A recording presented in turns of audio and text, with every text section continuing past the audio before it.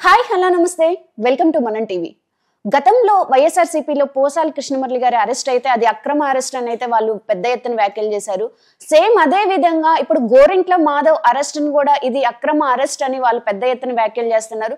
ఎందుకని వైఎస్ఆర్సీపీలో జగన్మోహన్ రెడ్డి కాన్ నుండి కింద స్థాయి కార్యకర్తల వరకు ఏ అరెస్ట్ అయినా గానీ అది అక్రమ అరెస్ట్ అని ఫీల్ అవుతున్నారు అనేది తెలుసుకోవడానికి ప్రయత్నం చేద్దాం. ఇప్పుడు మనతో ఉన్నారు ప్రముఖ పొలిటికల్ అనలిస్ట్ రవీంద్ర బాబు గారు. నమస్తే సార్. నమస్తే సార్, వైఎస్ఆర్సీపీలో ఏదైనా అరెస్ట్ జరిగితే అంటే వాళ్ళు ఏదైనా తప్పు చేసి అరెస్ట్ జరిగితే అది అక్రమ అరెస్ట్ అని వాళ్ళు ఫీల్ అవుతున్నారు. అది వాళ్ళు చేసిన తప్పునైతే ఒప్పుకోవట్లేదు, అది సక్రమమైందే అని కూడా వాళ్ళు యాక్సెప్ట్ చేయట్లేదు.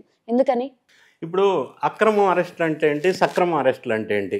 అక్రమ అరెస్ట్ అంటే చూసే వాళ్ళకి అర్థమయ్యే విధంగా మనం మాట్లాడుకోవాల్సి వస్తే డ్యూ ప్రొసీజర్ ఫాలో అవ్వకుండా నన్ను అన్యాయంగా ఎలిగేషన్ చేసి నా మీద కేసు బుక్ చేసి ఆ కాపీ కూడా నాకు ఇవ్వకుండా, నోటీస్ కూడా ఇవ్వకుండా, ఓవర్ నైట్ గోడ దూకొచ్చి అరెస్ట్ చేసి ఎక్కడికి తీసుకెళ్తున్నారో చెప్పకుండా తీసుకెళ్ళి 24 అవర్స్లో జడ్జి ముందు తీసుకెళ్ళి పెట్టకుండా కస్టోడియల్ టార్చర్ చేస్తే దాన్ని అక్రమ అరెస్ట్గా మనం చెప్పుకోవచ్చు.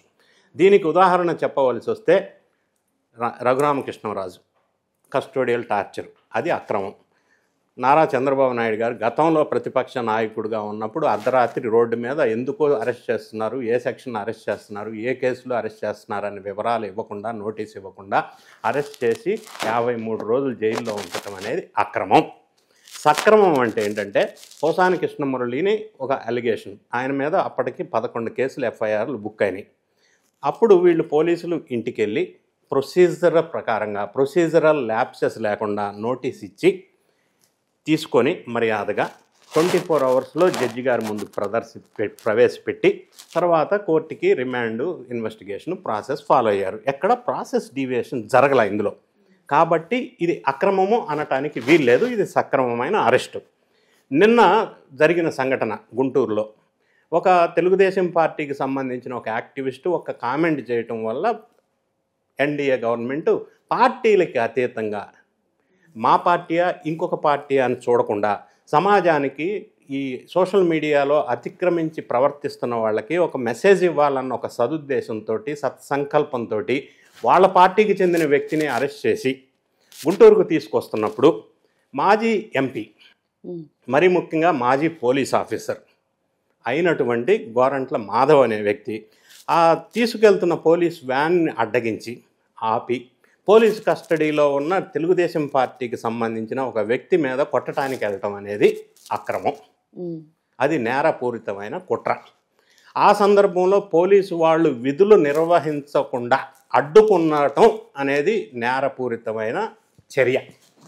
దీన్ని అక్రమం సక్రమం అనే క్వశ్చన్ ఎక్కడ వస్తుంది?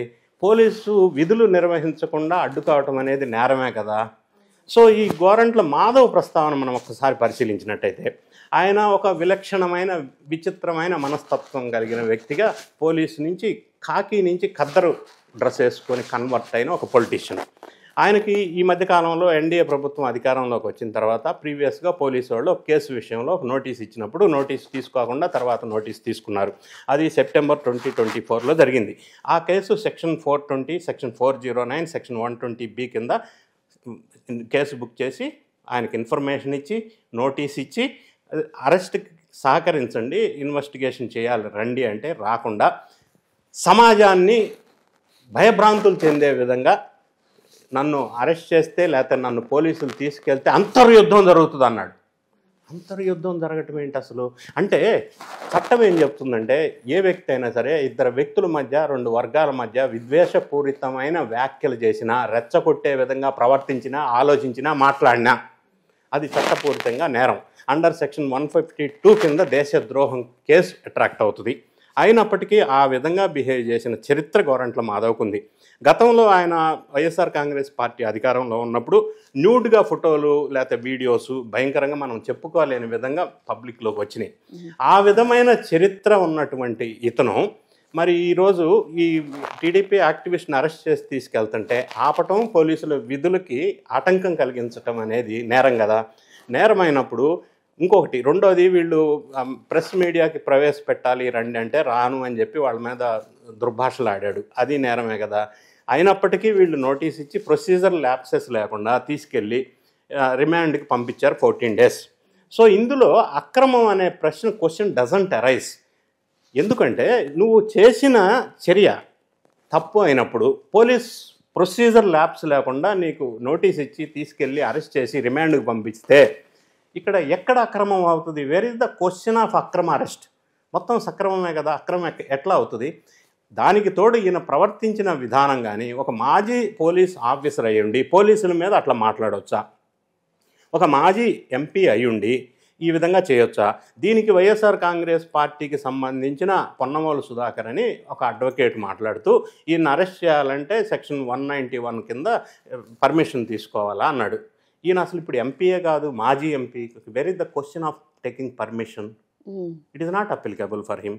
సో ఈ విధంగా ప్రజల్ని మిస్గైడ్ చేసే విధంగా వైఎస్ఆర్ కాంగ్రెస్ పార్టీ జనంలోకి ఒక రాంగ్ మెసేజ్ ఇస్తూ ఉంది. అది కరెక్ట్ కాదు. నిజాలు ప్రజలకు తెలియాలా, ఏది అక్రమం ఏది సక్రమం. ఈ విధంగా ఆయన బిహేవ్ చేసిన దాన్ని ఎవరైనా ఏ వ్యక్తి అయినా సమర్థిస్తారా? సమర్థించరు. కాబట్టి పోలీసులు వాళ్ళ పరిధిలోనే ప్రొసీజర్ ప్రకారంగా ఆయనకి 14 days రిమాండ్ విధించారు, కోర్టు ముందు ప్రవేశపెట్టారు. అప్పుడు కూడా పెద్ద హై డ్రామా నడిచింది, పోలీసులకు సహకరించలేదు. ఇవి ఆయన చేసినవి అక్రమం కదా, పోలీసు వాళ్ళు చేసింది సక్రమం కదా. కాబట్టి ప్రజల్ని మభ్యపెట్టి మిస్గైడ్ చేసే విధంగా వైఎస్ఆర్ కాంగ్రెస్ పార్టీ శ్రేణులు జనంలోకి ఈ విధమైన మెసేజ్ తీసుకెళ్ళటం కరెక్ట్ కాదు. అక్రమంగా ఎక్కడ జరగలేదు ఇంతవరకు 10 నెలల కాలంలో. ఒకవేళ అక్రమ అరెస్టులే చేయాలి అని అనుకుంటే ప్రస్తుతం ఉన్న ఎన్డీఏ గవర్నమెంట్, ఫర్ ఎగ్జాంపుల్ ఈ 10 నెలల కాలంలో నారా చంద్రబాబు నాయుడు గారి భార్యని భువనేశ్వరం అని అనరాని మాటలు అన్న వ్యక్తిని కూడా ఇంతవరకు అరెస్ట్ చేయాల. పవన్ కళ్యాణ్ వాళ్ళ కుటుంబ సభ్యుల్ని, లేడీస్ని, పిల్లల్ని అనరాని మాటలు అన్న వ్యక్తుల్ని ఇంతవరకు అరెస్ట్ చేయాల. చంద్రబాబు నాయుడు గారి ఇంటి మీద దాడికి వచ్చి విధ్వంసం సృష్టించిన జోగి రమేష్ని ఇంతవరకు అరెస్ట్ చేయాల. సో ఇంత సహనం పాటిస్తూ సక్రమంగా అరెస్ట్ చేయాలా, అక్రమంగా చేయకూడదు అని అనుకున్నారు కాబట్టి ఇవంతా ప్రొసీజరల్ డిలే అవుతుంది. సో ఇక్కడ ఎక్కడా కూడా అక్రమం అన్న ప్రస్తావన తీసుకురావద్దు, ప్రజల్ని మభ్యపెట్టొద్దు అనేది నా అనాలిసిస్ నిష్పక్షపాతంగా. Right, thank you sir. Thank you.